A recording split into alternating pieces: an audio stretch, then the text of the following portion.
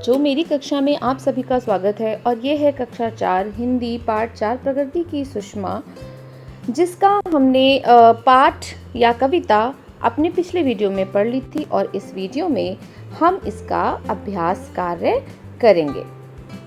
तो पहले है मौखिक प्रश्न, फिर है लिखित प्रश्न। तो पहले हम इनको कर लेते हैं।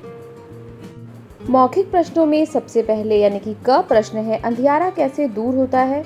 तो सूरज के चमकने पर अंधियारा दूर होता है।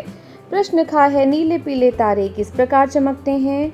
उत्तर होगा, नीले पीले तारे झिलमिल झिलमिल करके चमकते हैं। उत्तर है प्रश्न ग है, कवि ने वृक्षों और पर्वतों को क्या कहा है? तो कवि ने वृक्षों को झूमने वाले तथा पर्वतों को आकाश चूमने वाले कहा है। हमें दुनिया कैसी लगती है? हमें दुनिया बहुत प्यारी लगती है। यहाँ प्रकृति अपने हर रूप रंग में हमें मोहित करती है। नेक्स्ट है लिखित प्रश्न। प्रश्न का है, चंद्रमा के आने से आकाश का रूप कैसा हो जाता है? तो चंद्रमा के आने से आकाश का रूप बहुत सुंदर और अनोखा हो जाता है। आसमान नीले पीले तारों से सज जाता है। इसके बाद ख प्रश्न है, पुष्प किस प्रकार धरती को सजाते हैं? उत्तर है, रंग बिरंगे पुष्प अपने रंगों से धरती को सजा देते हैं। धरती पर अनोखी छटा फैल जाती है। छटा यानी कि सुंदरता फैल जाती है। प्रकृति प्रश्न ग है, प्रकृति सदा ही हंसती है, ऐसा क्यों कहा गया है? तो प्रकृति सदा ही हंसती है पशु पक्षियों के मधुर कलरव से, झरनों नदियों के शोर से, सर्द सर्द करती हवा से, रंग बिरंगे फूलों के रूप में प्रकृति सदा खिली रहती है, इसलिए ऐसा कहा गया है। ठीक है। प्रश्न घ है, कविता की इन पंक्तियों को पूरा करो। तो वहाँ पे जो पंक्तियाँ दी गई हैं वो क्या है? नदियाँ बहती, झरने झरते, रंग बिरंगे पुष्प है खिलते, विविध तरह के फल फूलों से प्रकृति के सुंदर रंग झलकते। फिर दूसरे हैं, सही उत्तर चुनकर चिन्ह लगाना है। प्रश्न का है, किसके चमकने से अंधियारा दूर हो जाता है? तारों के चमकने से, सूर्य के प्रकाश के, या फिर दीपक के? तो सूर्य के चमकने से अंधियारा दूर हो जाता है। सूर्य के आगे टिक लगाना है। प्रश्न ख है, प्रकृति के सुंदर रंग प्रकट होते हैं किनसे? वृक्षों से, पर्वतों से, चंदा से, या फल फूलों से? फल फूलों से।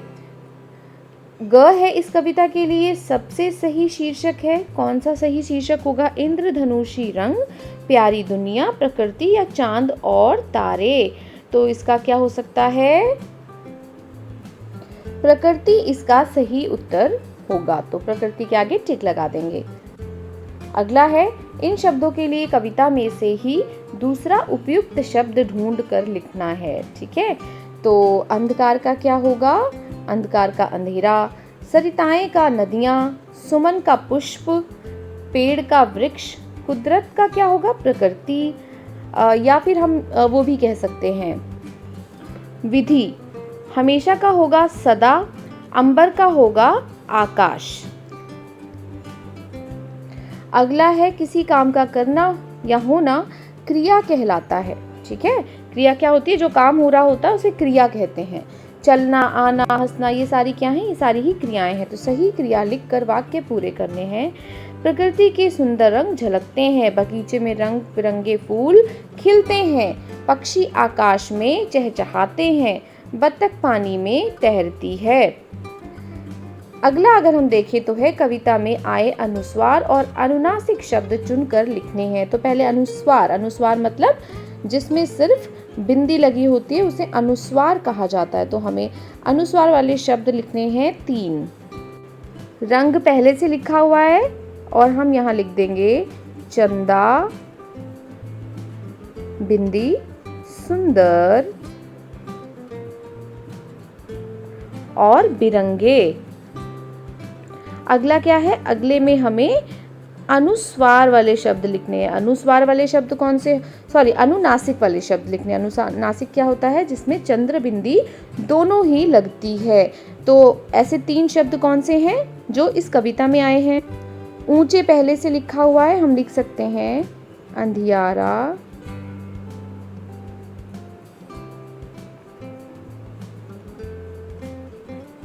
नदियाँ,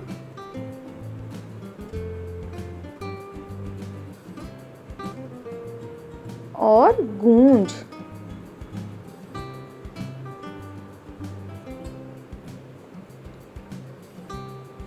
इसके बाद है विषय संवर्धन गतिविधियाँ, जो कि आपको खुद से करनी है। और यहाँ पे हमारा पाठ समाप्त हो जाता है। यह भी जानने में दिया गया है कि दक्षिण ऑस्ट्रेलिया में आयर्स रॉक नामक पहाड़ी अपना रंग बदलती है। वह सूर्य के उदय व अस्त होने के समय क्रमशः लाल व बैंगनी दिखाई देती है। ठीक है, कौन सी पहाड़ी है? Ayers Rock. So thanks for watching.